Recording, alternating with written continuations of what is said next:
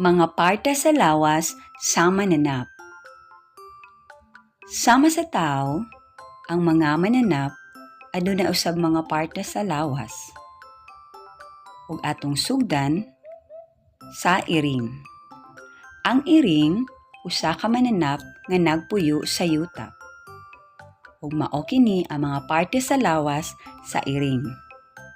Mga tiil, mga bungot, baba, ilong, dalunggan, mata, ikog ug lawas. Isda. Ang isda usa ka mananap nga nagpuyo sa tubig. Ug mao kini ang mga parte sa lawas sa isda.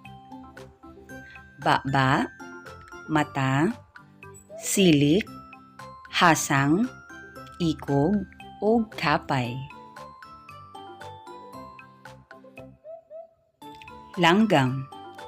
Ang langgam usa ka mananap nga naglupad-lupad sa kahanginan. Ug mao kini ang mga parte sa lawas sa langgam. Lawas, tuka, mata, pako, ikog ug mga kuko.